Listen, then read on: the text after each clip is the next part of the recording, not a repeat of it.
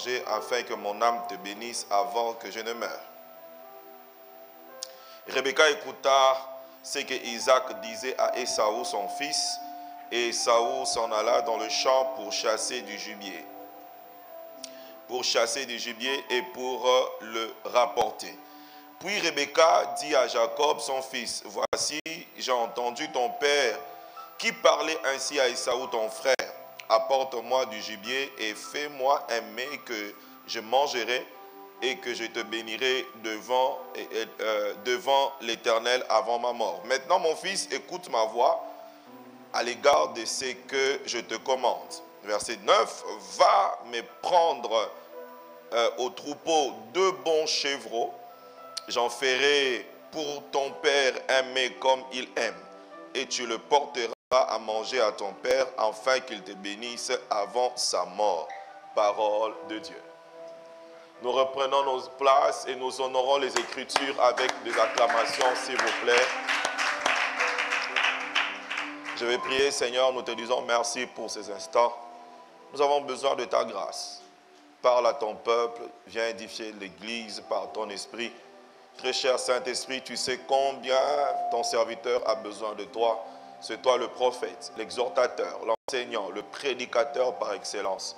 Viens enseigner, prophétiser, parler, édifier ton peuple. Que tout ce que nous allons dire et faire ce soir soit pour la gloire de notre Seigneur Jésus-Christ. Église, nous disons 3 fois Amen. Je dis merci à notre Seigneur qui m'a permis d'être ici. Je viens de très loin, de Kinshasa. Et le Seigneur m'a amené jusqu'ici en paix. Et je lui dis merci. Et c'est lui qui a organisé les choses pour que je me retrouve dans cette maison. Et je salue l'ange de la maison, le révérend Papy. Est-ce qu'on peut acclamer pour lui? C'est pour moi. Merci. Merci, révérend. Étant qu'un homme spirituel, quand on me parle de quelqu'un, je peux sentir des vibrations dans mon esprit qui peuvent me permettre d'être là ou pas.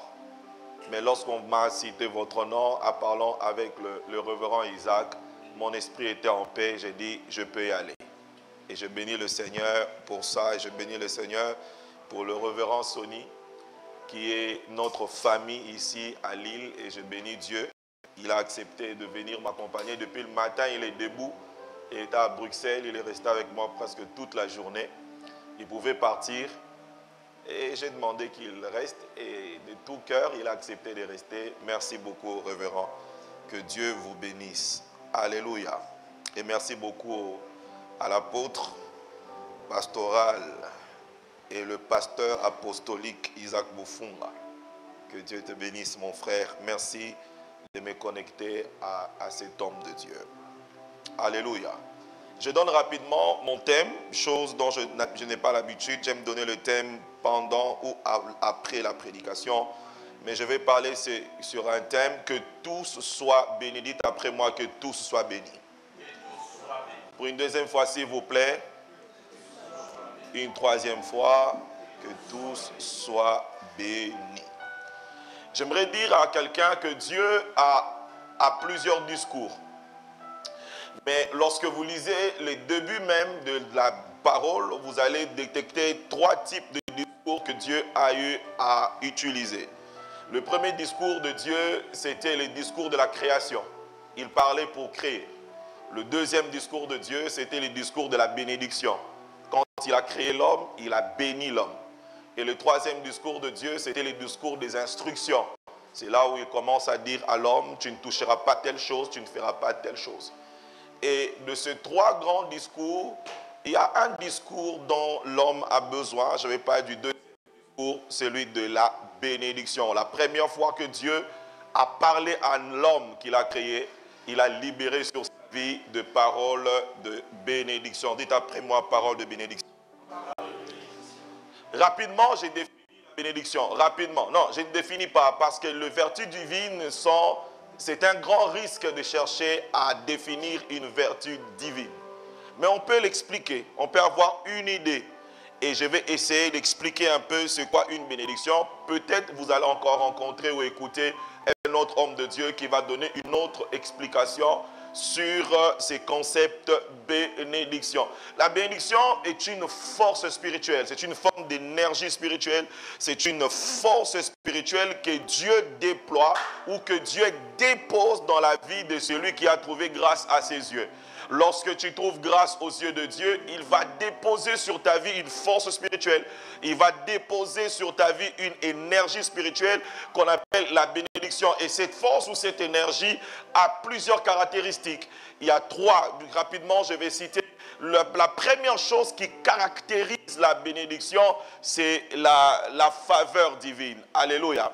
Lorsque Dieu pose sur quelqu'un cette force spirituelle qu'on appelle la bénédiction, il va remarquer, et vous allez aussi remarquer dans sa vie, qu'il y a une forme de faveur. Lorsque je parle de faveur, vous remarquerez que des choses qui sont très compliquées pour les autres semblent être simples pour lui. Des choses qui sont difficiles pour les autres sont simples pour lui. Lorsque vous remarquez ces signes dans la vie de quelqu'un, comprenez que c'est un homme béni de Dieu, comprenez que c'est une femme bénie de Dieu. Ou encore des choses qui étaient difficiles pour lui hier, et vous remarquerez à une saison précise, ces choses deviennent faciles pour lui. Des choses qui étaient compliquées hier, devenir simples pour lui, comprenez que c'est un signe que cet homme est béni de Dieu ou cette femme est bénie de Dieu. Alléluia. Alléluia. Alors je fais aussi ma première prière cet après-midi, que l'Éternel Dieu te bénisse. Que le signe de la faveur t'accompagne dans tout ce que tu feras et partout où tu iras. Que des choses compliquées pour les autres soient simples pour toi. Que les choses difficiles pour les autres soient faciles pour toi. Pourquoi? Ce n'est pas parce que tu es l'homme le plus intelligent, parce qu'il y a une force divine, il y a une énergie spirituelle qui vient, qui t'accompagne et qui te facilite les choses. Deuxième signe, deuxième caractéristique, c'est l'attraction positive. Il y a une force surnaturelle qui accompagne des hommes et des femmes bénis, qui attire vers eux de bonnes choses. On dirait qu'il y a un téléchargement, une charge spirituelle, j'allais dire, qui attire dans leur esprit et dans leur même être, qui attire de bonnes choses vers lui. Et non seulement attire, et qui refoule de mauvaises choses. Les hommes bénis et les femmes bénies, vous allez remarquer, vous avez comme l'impression que de bonnes choses convergent vers sa vie. Et de mauvaises sont refoulées loin de sa vie. Lorsque vous remarquez, ou lorsque toi-même tu commences à remarquer dans ta vie que de bonnes choses commencent à venir vers toi, comprends que tu es dans ta saison où la bénédiction de Dieu est activée. Ton amen n'est pas là. Ton amen n'est pas là. Que Dieu te bénisse de ce deuxième signe. Que les bonnes choses commencent à converger vers toi. Toi qui habites à Lille, cette ville a de meilleures opportunités, cette ville a de meilleurs circuits, cette ville a de meilleures relations, de bons emplois, de bons travail, de percées. Je prie que ces choses commencent à converger vers ta vie. Pourquoi? Parce que tu es un homme comment? Béni. Un homme béni attire vers lui de bonnes choses et son esprit refoule de mauvaises choses. Troisième signe, vous remarquerez de la bénédiction, c'est la protection surnaturelle. Vous savez pourquoi la protection? Parce que la bénédiction provoque la méchanceté des hommes. La bénédiction de Dieu provoque la jalousie des hommes. La bénédiction de Dieu provoque la haine des hommes. Et ce sont les trois grandes armes les plus dangereuses qu'un homme peut utiliser contre son prochain. La méchanceté, la jalousie et la haine. Et Dieu sait que la bénédiction provoque ces choses-là. Alors pour que tu ne sois pas victime de la bénédiction, à chaque fois que Dieu te bénit, il met tout autour de toi un système de protection pour qu'à chaque fois que les hommes vont s'élever contre toi, que tu sois intouchable. J'ai pris que Dieu te bénisse par un ministère puissant et personne ne détruira ton ministère. Que Dieu te bénisse avec un foyer béni, personne ne touchera ton foyer. Que Dieu te donne un travail béni, personne ne touchera ton travail. Des affaires bénies, personne ne touchera tes affaires. Tu seras en bonne santé, personne ne touchera ta santé.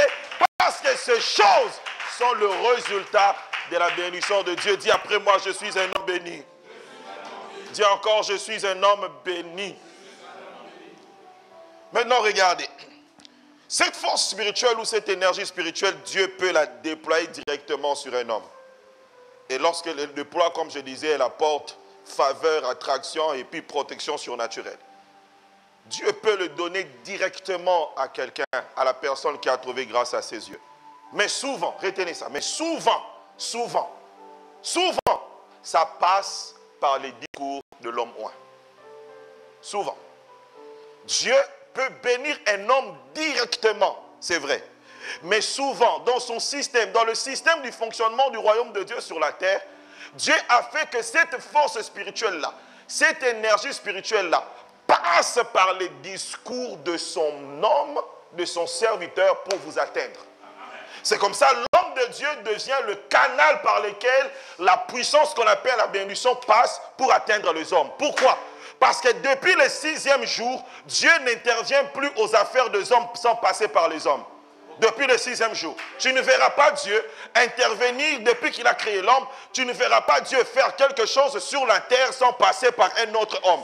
Et ces hommes-là par lesquels Dieu passe, ce sont des hommes qu'on appelle des mandatés. Et le mandat divin, c'est par son onction. Lorsque Dieu oint un homme, il devient le canal par lequel la puissance de la bénédiction va passer pour atteindre les hommes. C'est comme ça, lorsque Dieu établit une autorité spirituelle sur toi, ce n'est pas pour te mater, ce n'est pas pour te condamner, ce n'est pas pour avoir autorité sur toi. C'est pour être le canal par lequel Dieu passera pour t'atteindre. Alléluia. Alléluia. C'est comme ça. S'il y a une chose la plus précieuse que vous devez regarder avec beaucoup de respect et révélation, c'est le discours de l'homme. Ce n'est pas ses chaussures, ce n'est pas son costume, c'est son discours. Parce que par son discours, la puissance de la bénédiction va circuler pour vous atteindre. Parce que tout homme d'alliance ou tout homme oint, son discours est chargé de la puissance qu'on appelle la bénédiction de Dieu. Est-ce que je parle à quelqu'un? Est-ce que je parle à quelqu'un? Est-ce que je parle à quelqu'un? C'est comme ça, Isaac va mourir. Il s'apprête, il sent qu'il va partir. Mais il veut bénir ses enfants. Il appelle maintenant son fils aîné, Ésaü. Il dit, je vais te bénir, mais prépare-moi un mets comme j'aime. Je vais manger pour que mon âme te bénisse. Suivez-moi très bien, pour que mon âme te bénisse. Vous savez, dans ces récits ici de Genèse chapitre 27, il y a deux personnes qui ont manifesté une foi exceptionnelle sur le discours de l'homme de Dieu. La première, c'est Rebecca, je vous explique. Rebecca a une foi, a une révélation exceptionnelle, prophète Sony, sur le discours de l'homme de Dieu. Elle était grosse, elle ne savait pas qu'elle avait des jumeaux. Elle part consulter Dieu et la Bible dit, l'Éternel lui dit que tu as deux nations, deux enfants qui sont des nations dans ton ventre. Le premier, le dernier sera plus grand que le premier. Alléluia, excusez-moi. Le dernier sera plus grand que le premier. Donc Jacob sera plus grand que Ésaü. Alléluia. Alléluia. Et ça, c'est Dieu qui lui a dit. Qui a dit ça à Rebecca? Dieu. C'est Dieu qui a dit à Rebecca. Mais Rebecca attend son mari dire à Ésaü, prépare-moi un repas comme j'aime et moi, je vais te bénir. Si Rebecca était toi, entre les paroles déclarées par Dieu et les paroles déclarées par Isaac, toi, tu vas considérer quelle parole? Parole de Dieu, n'est-ce pas? Ça, c'est le christianisme à la francophonie. Ça, ce sont les gens qui habitent l'île, Paris et la France qui se comportent comme ça. Il dit, Dieu m'a déjà dit. Qu'Isaac dise ce qu'il veut dire, moi, Dieu m'a déjà dit. Au lieu de se comporter, Rebecca a la révélation que faites attention. Celui qui m'a dit, c'est Dieu, mais ce n'est pas l'homme de Dieu. Pourquoi? Parce que tout homme de Dieu, dans le prérogative d'alliance, peut négocier le projet de Dieu sur les hommes. Donc Rebecca sait que Isaac étant comme de Dieu, peut demander à Dieu que son programme change. C'est comme ça que Rebecca ne blague pas avec l'alliance. Elle sait que cet homme ici peut parler à Dieu et Dieu change le programme. Pourquoi? Parce que lorsque la Bible dit Rebecca consulta l'Éternel, le mot consulter Dieu, consulter en hébreu c'est Daresh. Daresh veut dire écouter Dieu par un intermédiaire. C'est comme ça que je dis que Rebecca c'est un prophète qui lui a parlé. Maintenant, elle va balancer les discours du prophète et les discours de l'homme que Dieu a établi sur moi. Bien-aimé dans l'Éternel, dans le Seigneur, il n'y a pas un discours qui soit supérieur au discours de ton Père sur ta vie. Oh mon Dieu. Ton amen n'est pas là. Je dis, il n'y a pas un discours, il n'y a pas une parole qui soit supérieure aux paroles de l'homme que Dieu a établi sur ta vie. Rebecca le sait. Juste une parenthèse. Regardez comment est-ce que les hommes d'alliance peuvent négocier le programme divin. Dieu dit à Moïse, Moïse, ces peuples-ci me fatiguent, Israël me fatigue. Je vais tuer tout Israël et je vais commencer avec toi un nouveau projet et je vais avoir avec toi un nouveau peuple. Ça, c'est le projet de Dieu. Mais Moïse sait que sa position spirituelle lui permet de négocier avec Dieu. Et Moïse comprend. On dirait que Dieu a besoin de l'enseignement. Un enseignement sur la crédibilité. Dieu en a besoin. Je vais organiser un séminaire, mais comme il est Dieu, je ne vais pas l'humilier. Il sera le seul participant. Il faut que je lui parle sur la crédibilité. La crédibilité d'un Dieu.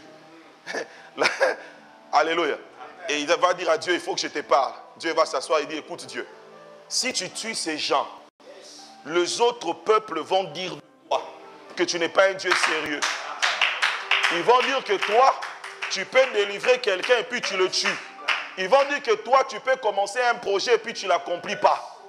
Donc si tu fais ça, tu vas perdre ta crédibilité. Qui va croire en toi? Donc arrête cette histoire-là. Oui, qu'il a Moïse. Et petit, oui, que Banana Zalan Zambo, on ne m'a jamais prêché comme ça. Depuis que je suis Dieu, on ne m'a jamais enseigné sur cette histoire de la crédibilité. Il dit, ok, ça va, j'accepte, j'arrête, je ne veux plus faire ça. Tout homme d'alliance peut parler avec Dieu et les choses changent. C'est comme ça, il ne faut jamais venir devant ton Père pour lui dire que Dieu m'a dit. Faites attention. Lui, il peut aller parler avec Dieu et puis il revient et te dit que ça ne va pas se faire comme ça. Parce que c'est dans le prérogatif de l'alliance. Est-ce que je parle à quelqu'un? Est-ce que je parle à quelqu'un? Et regardez maintenant, il y a un détail. Révérend Papi, il y a un détail. Isaac a dit à Esaü, va me porter un gibier, tu tues et puis moi je vais manger. Mais regardez maintenant Rebecca lorsqu'elle parle à Jacob, nous sommes au verset 7. Genèse 27, verset 7. Je ne sais pas si la technique peut nous aider. Isaac a dit à son fils, alléluia, prépare-moi un gibier, je vais manger pour que mon âme te bénisse. Maintenant, Rebecca part dire à Jacob, écoutez ce que Rebecca dit à Jacob. Il dit, ton père a dit, apporte-moi du gibier et fais-moi un mets comme j'aime. Non, on reprend. Voici, genre, ok. Apporte-moi un gibier et fais-moi un mets comme j'aime et je te bénirai devant l'Éternel avant ma mort. Jacob, Isaac n'avait pas dit à Jacob, je te bénirai devant l'Éternel. Isaac n'avait pas dit ça. Donc Rebecca ici ne répète pas les discours d'Isaac, mais elle répète ce qu'elle a compris. Parce qu'elle sait que mon homme, quand il parle, il n'est pas seul, Dieu est avec lui. Cet homme ici, quand il parle, il n'est pas seul, Dieu est avec lui. J'aimerais te dire une chose. Isaac est en train de bénir ses enfants alors qu'il est non-voyant. Il n'a pas les yeux. C'est parce qu'un père n'a pas besoin de voir pour te bénir. Un père n'a pas besoin d'écouter pour te bénir. Parce que vous tombez sous l'erreur de croire que Dieu est derrière sa parole lorsque je dis ainsi dit l'Éternel, j'ai vu, j'ai entendu. Non. Alléluia. Un père n'a pas besoin de voir pour te bénir parce que sa parole n'est pas aveugle. Sa parole va te conduire même si lui ne voit pas. Alléluia. C'est comme ça, même beaucoup de prophètes sont tombés dans le piège. Pourquoi? Parce que les chrétiens francophones, à chaque fois lorsqu'ils sont devant un prophète, ils veulent toujours savoir qu'est-ce que Dieu t'a dit. Papa, qu'est-ce que tu as vu? Un père n'a pas besoin de voir.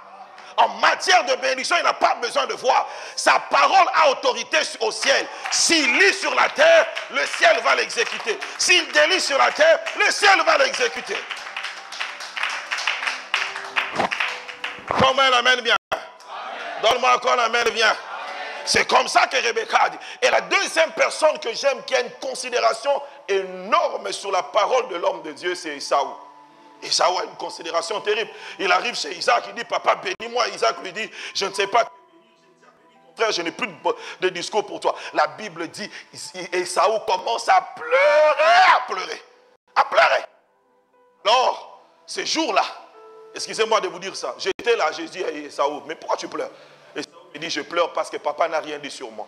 Pendant que les autres, eux, pleurent lorsqu'ils n'ont pas reçu de leur père de l'argent, des biens, mais lui, parce qu'on n'a pas parlé sur lui. Vous voyez la considération qu'il a? La plus grande erreur d'Ésaü dans ces récits-là, c'était seulement, je vais vous expliquer. C'est parce qu'il ne comprenait pas le principe. Il a la considération de l'homme de Dieu et de la parole de l'homme de Dieu, mais il ne sait pas appliquer le principe pour recevoir la bénédiction. Pourquoi? Parce que l'homme de Dieu lui a dit, prépare pour moi, je vais manger et je te bénirai. Et mon âme va te bénir. N'est-ce pas? Prépare pour moi, je mange et je vais te bénir. Maintenant, lui, il a aussi préparé. Il arrive avec la bouffe. Il demande la bénédiction. Son père dit que je n'ai plus de bénédiction pour toi. Lui, il commence à supplier et à pleurer. Qui t'a dit que tu seras béni en pleurant et en suppliant? Le principe est simple. Il faut que je mange. Donc, au lieu de pleurer et de supplier, Ésaü devait insister que son père goûte même un peu. Donc, le problème d'Ésaü, il a la clé de sa bénédiction entre ses mains. Mais lui, il croit que ça arrivera en pleurant. Des gens ont ici leur bénédiction, la clé de leur bénédiction entre leurs mains, mais ils ne les utilisent pas. Regardez les principes. Isaac a dit que mon âme te bénisse. Il sait que tu es mon fils, mais tu dois entrer dans le principe. Pour que je te bénisse, tu dois toucher mon âme. Tu dois toucher mon homme intérieur, mon homme spirituel, mon nafesh, en hébreu, pour dire âme.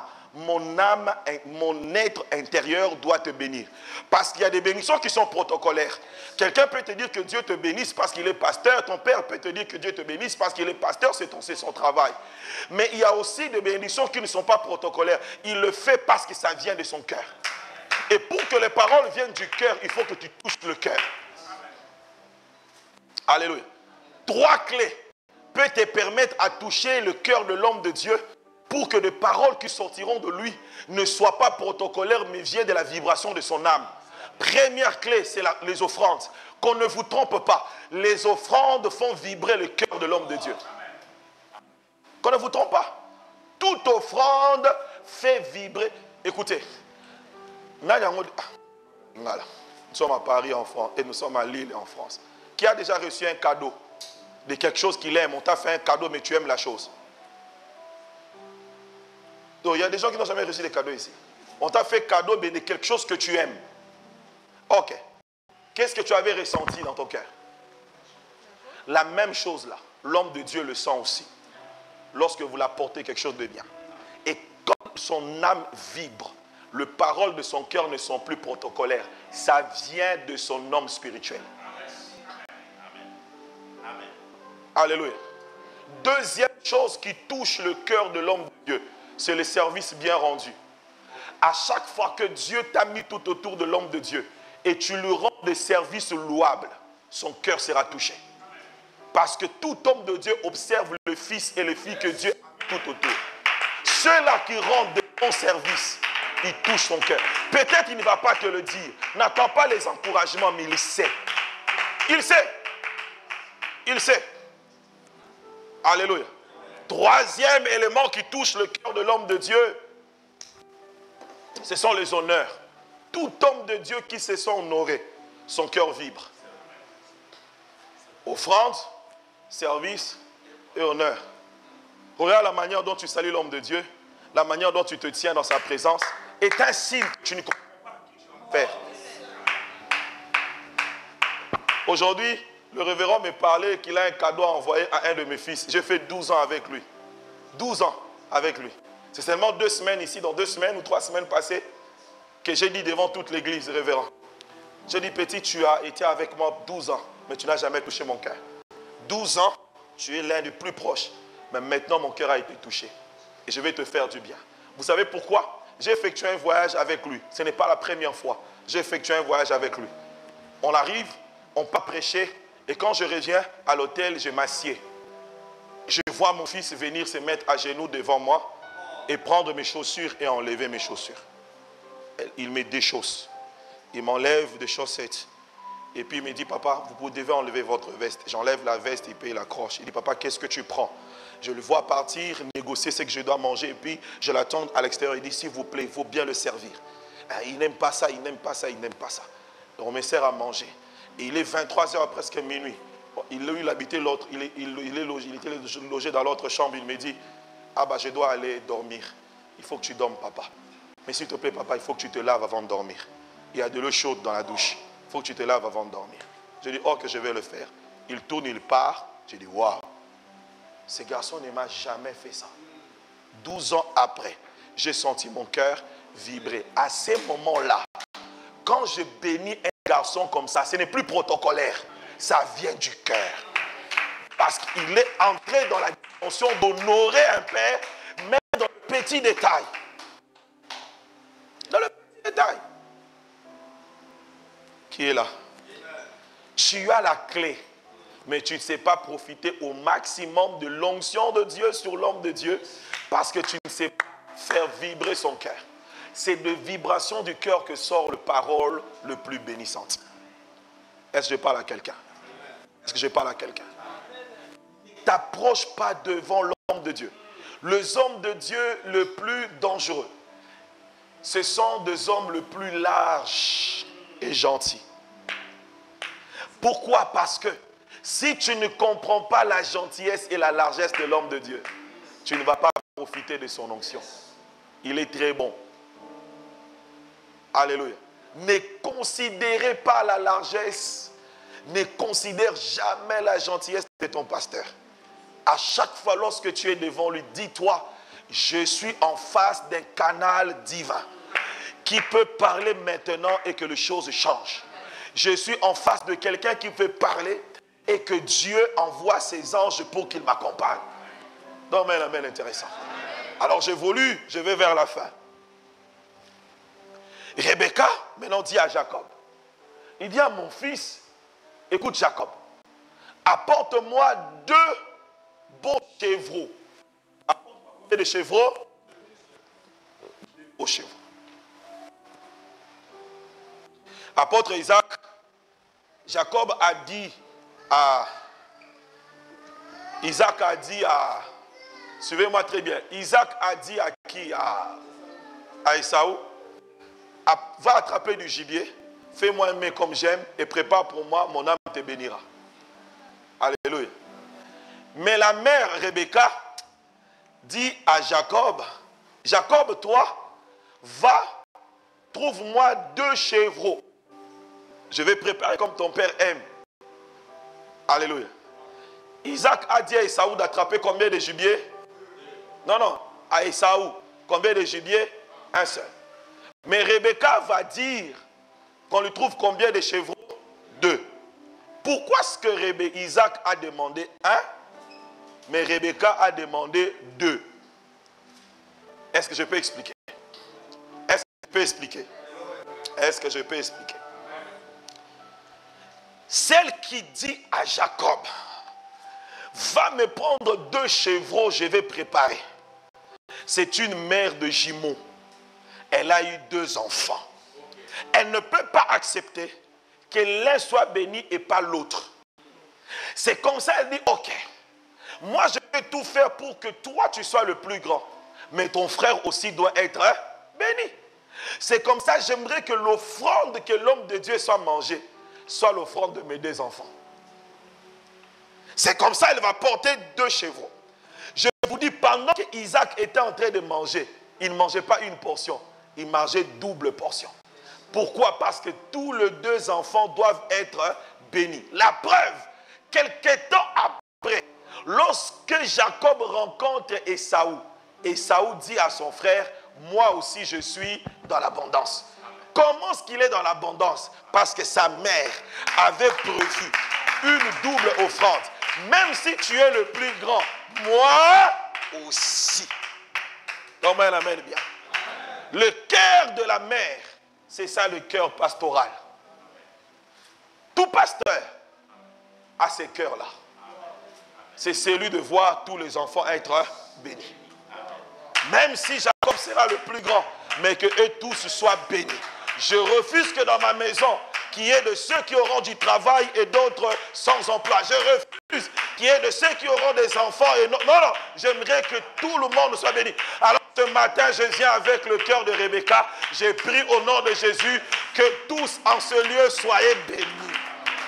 Oh mon Dieu, je dis soyez tous bénis. Il n'y aura pas de plus béni et de moins béni. Plaise à l'Éternel que cette maison soit composée de hommes et de femmes bénis de Dieu. Cherche-moi quelqu'un, dis-lui, je suis content de voir comment est-ce que Dieu te bénit. Dis-moi un voisin, dis-lui, je suis content de savoir que... Change-moi une deuxième personne, je suis content de savoir que Dieu t'a béni. Cherche-moi une troisième personne. Dis-lui, je suis content de savoir que Dieu t'a béni. Maintenant, regardez. Ok, retiens-moi les 3 personnes à qui tu as dit cela. Ne nous oublie pas. Retourne vers eux. Parce que premièrement, tu as dit, je suis content de savoir que Dieu t'a béni. Maintenant, deuxièmement, retourne, dis-lui, moi aussi, Dieu m'a béni. Ah, va lui dire. Moi aussi, Dieu m'a béni. Dieu t'a béni, mais moi aussi, Dieu m'a béni. Dieu t'a élevé, moi aussi, Dieu m'a élevé. Dieu t'a délivré, moi aussi, Dieu m'a délivré. Dieu t'a guéri, moi aussi, Dieu m'a guéri. Dieu t'a fait, oh mon Dieu, Dieu t'a donné un bon mariage. Moi aussi, Dieu m'a donné un bon mariage. Dieu t'a donné un bon travail. Moi aussi, Dieu m'a donné un bon travail. Dieu t'a donné une promotion. Moi aussi, Dieu m'a donné une promotion. Que tous soient bénis. Écoutez, Église de Dieu. Dieu vous bénira. Dieu vous bénira. Mais je vais vous annoncer, 3 mois, le 3 derniers mois de cette année, c'est le dernier trimestre de cette année, sera une saison de grands témoignages dans cette église. Dans cette église. Mais faites attention. Toutes ces paroles, tous ces témoignages passeront par la bouche de l'homme de Dieu. De l'homme de Dieu. J'ai eu un enfant, je vous donne un témoignage. Révérend Papy, j'ai un enfant, ils ont fait 7 ans sans enfant. Alors un jour, je disais, nous allons donner des offrandes pour nos enfants. C'était 50 €. Presque 50 $ chez nous. Et les gens donnaient. J'ai vu le couple derrière. J'ai dit, Aloïs, pourquoi tu ne donnes pas l'offrande pour ta fille? Ils ont fait 7 ans sans enfant. J'ai dit, viens ici, viens donner une offrande pour ta fille. Il arrive, il donne. Il en avait sur place, il prend 50 €, il met dans l'enveloppe, il remet. Alors je lui ai dit, écoute, aujourd'hui, va engrosser ta femme. Aujourd'hui, là, va engrosser ta femme. Tu vas ensemencer ta femme aujourd'hui. Elle va porter ta fille aujourd'hui. Maintenant, derrière, la fille va se comporter vraiment comme Sarah. Elle rit. Elle rit pourquoi? Parce qu'elle venait de voir ses dernières règles le jour suivant. Elle dit, mais comment est-ce que Abba va dire qu'on va m'engrosser aujourd'hui? Je ne suis pas dans ma période. C'est hier que je viens de terminer. Okay. Ils arrivent à la maison, la fille dit à son homme, c'est pas possible. C'est seulement hier que j'ai déjà arrêté de voir mes règles. Donc c'est pas possible que tu m'engrosses aujourd'hui. Écoutez, j'ai aimé la foi de ces garçons. Il dit, je m'en fous. Moi, l'homme de Dieu a dit, aujourd'hui là, je vais t'engrosser. Et j'ai dit à l'église, filmez-moi cette image. L'église filmée, j'ai dit, 10 mois après aujourd'hui, ce couple va nous amener leur première fille. Et 10 mois après, Aloïs est venu nous présenter un bébé. Maintenant, quand Aloïs nous présentait le bébé, elle répète, il va nous dire ce qui s'est passé ce jour-là dans leur chambre. Il dit, moi je dis à ma femme, je ne sais pas ta période, je m'en fous que tu sois pendant la période de fécondité ou pas, par la période d'ovulation ou pas. L'homme de Dieu m'a dit, aujourd'hui, tu auras ton bébé, 7 ans après. Parce que les paroles de l'homme de Dieu, alléluia, sont chargées de la parole. Tout dépend seulement de la considération que tu donnes à l'homme et à sa parole. Comment est-ce que tu considères d'abord l'homme de Dieu et comment est-ce que tu considères les paroles qui sortent de lui? Le jour que tu vas élever un peu ta foi et ta considération spirituelle sur la personne de l'homme de Dieu, sur sa parole. C'est la clé, c'est la saison de ton miracle qui commence. Amen. Amen. Amen. Est-ce que j'ai voisin? Dis-lui, augmente ta foi. Dis à ton voisin, augmente ta foi. Augmente aussi. Dis à ton voisin, s'il vous plaît. Dis-lui, augmente ta foi. Augmente aussi ta considération spirituelle sur l'homme de Dieu. Oh, tu n'as pas pointé le doigt. Il est où l'homme de Dieu de cette maison? Hein? Mandela, répète, dis à ton voisin, augmente aussi ta considération spirituelle sur cet homme-là qui est devant là-bas. C'est alors, dis-lui, c'est alors ta nouvelle saison de grands témoignages sera inaugurée. Que tous soient bénis, que Dieu vous bénisse.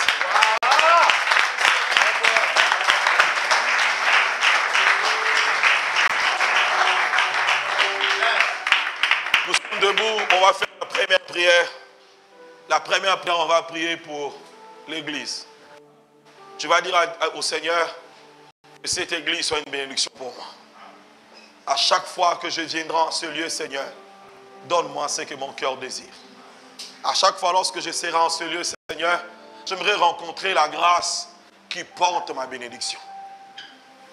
J'aimerais être compté parmi ceux qui seront impactés, bénis, édifiés dans cette église. Seigneur, je viens renouveler, Seigneur, consécration avec toi pour cette œuvre. Amen. Que le Dieu de cette œuvre me bénisse.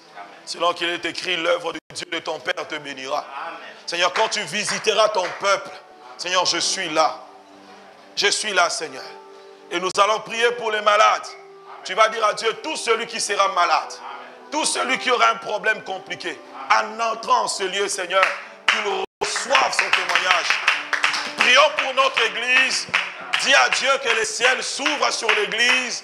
Envoie la pluie de témoignages. Prions au nom de Jésus. Prions au nom de Jésus. Prie, prie le Seigneur. Prie. Dans le nom de Jésus, Père éternel, nous prions pour des témoignages. Nous prions pour ta grâce dans le nom de Jésus. Alléluia.